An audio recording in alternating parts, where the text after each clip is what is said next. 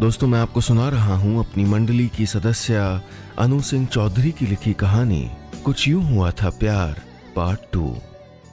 इस कहानी में अब तक आपने सुना, रिया तरुण की माँ से मिलने की पूरी तैयारी कर रही है, लेकिन रिया की माँ थोड़ी घबराई हुई हैं।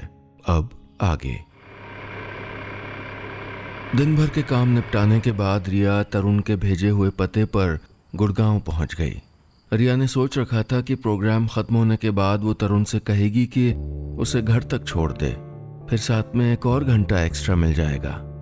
हमारा काम है प्लान करना और किस्मत का काम है उस पर पानी फेरना। अपार्टमेंट की घंटी बजाने से पहले रिया ने जल्दी से एक सेल्फी खींचकर यह भी चेक कर लिया कि वो ठीक तो लग रही है, साड़ी कायदे से बंधी तो हुई है, बाल बिखरे हुए तो नहीं लग रहे। वैसे तो सुबह से उसको तारीफों के अदृश्य गुलदस्ते ही मिले थे, लेकिन अगर अपनी फ्यूचर मदर इन लॉ से मिलना हो तो कोई चांस नहीं लिया जा सकता। तरुण ने ही दरवाजा खोला था। रिया की नीलमी साड़ी तरुण की आंखों के आईने में आसमान के रंग की तरह उतर गई थी। वो एक पल को दरवाजा थाम कर उसको एकटक देखता रहा। जैसे ही रिया को अपनी धड़कनों के तेज हो जाने का आभास हुआ, उसने झट से रजनीगंधा के फूल तरुण की ओर बढ़ा दिए। क्या पता तरुण की मॉम कैसी हो, उसको पसंद भी करेंगी या नहीं, लेकिन तरुण की नजरों में उसे तसल्ली मिली थी। उस मॉडर्न लेकिन कायदे से सजाए गए अपार्टमेंट के ड्राइंग रूम में रिया अभी बैठी भी नहीं थी कि तरुण अपनी माँ को उनकी व्हीलचेयर पर बिठाकर रिया के पास ले आया। रिया खड़ी हो गई, हैरान, घबराई हुई, उलझी हुई, परेशान। सच अ पिटी, मैं तो तुम्हें थाम कर तुम्हारा माथा भी नहीं चूम सकती रिया, तरुण की माँ मिसेस मोहन ने मुस्कुराते हुए कहा था।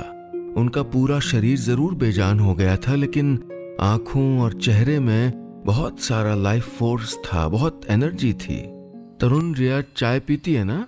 हम दोनों के लिए फीकी चाय, तुम्हें जो मर्जी हो पी लो। और हाँ, कुछ खाने के लिए भी भिजवा देना, ऑफिस से आई है, थकी हुई होगी। तरुण अपनी माँ के दिए हुए सारे निर्देश लेकर किचन की ओर बढ़ गया। तुम तो अपनी माँ से भी खूबसूरत हो रिया, तरुण की माँ का बोलना जारी था। मैं तुम्हारे पेरेंट्स से कई सालों से नहीं मिली, तुम्हें और तुम्हारे भाई को बचपन में देखा है। तरुण के डैड की डेथ के बाद हम जयपुर सेटल हो गए थे, लेकिन मेडिकल नीड्स के लिए गुड़गांव मूव करना पड़ा। तुम्हारे पेरेंट्स ने तो बताया होगा ना, 3 साल हो गए। अब तो ये व्हील चेयर ही मेरी दुनिया है। नहीं, किसी ने कुछ नहीं बताया था, यहाँ तक कि तरुण ने भी नहीं। सब मुझसे क्या एक्सपेक्ट कर रहे थे कि मैं शादी करते ही खुशी खुशी इस घर में नर्स का रोल स्वीकार कर लूंगी? रिया सोच रही थी। चाय भी आ गई थी और तरुण भी। रिया हाँ हूं में जवाब देकर उखड़ी उखड़ी सी वहीं बैठी रही। उसे तो बस ये लग रहा था कि तरुण और उसके पेरेंट्स ने मिलकर उसके खिलाफ गैंग अप किया है। सब यही चाहते थे कि रिया को जब तरुण से प्यार हो जाए तब जाकर उसको इतनी बड़ी बात बताई जाए ताकि रिया ना कर ही ना सके। रिया, मैं 2 मिनट में तैयार होके आता हूँ। नहीं तरुण, तुम आंटी के पास रहो, मैं चली जाऊंगी। रिया चली गई थी। तरुण और मिसेस मोहन दोनों को समझ में आ गया था कि रिया इस रिश्ते को ठुकरा गई है।